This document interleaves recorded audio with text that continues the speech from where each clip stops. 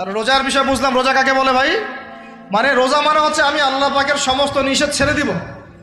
কি করব? আল্লাহর সমস্ত নিষেধ। রোজা থেকেছি, পানি খাচ্ছি না, খাবার খাচ্ছি না, কার ভয়ে? গোসল করার সময় এক ঢোক পানি খেলে কে দেখবে? এই চেতনা তখন কাজ করে। তখন কাজ করে না? চুপ করে এক লোকমা ভাত খেলে কে দেখবে? কেউ দেখবে? আল্লাহ ছাড়া কেউ দেখবে? কেউ দেখবে না। তারপর আপনি খান না কেন? আপনি খান না কেন? কারণ আপনি অনুভব করেন যে আল্লাহ পাক আমাকে দেখছেন।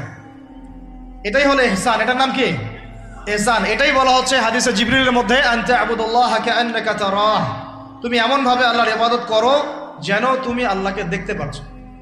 ওয়া ইল্লাম তাকুন তারাহু, তুমি যদি আল্লাহকে দেখতে না পারো জেনে রাখো ফাইন্নাহু ইয়ারাক, আল্লাহ পাক তোমাকে দেখছেন। এটাকে বলে আল্লাহ কনসিয়াসনেস বা ইহসান বা তাকওয়া। আর তাকওয়া হাহুনা, তাকওয়া কোথায়? এখানে।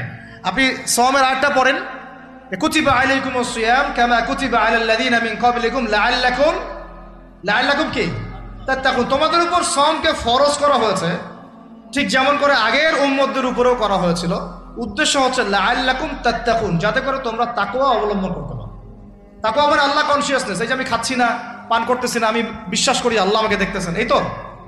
তো সেই বান্দা কেমন করে রমজান চলে গেলেই বেনামাজি থাকতে পারে? রমজান চলে গেলে কি আল্লাহ তাকে আর দেখে না? সেই বান্দা কিভাবে সুদ খায়, তখন কি আল্লাহ তাকে দেখে না?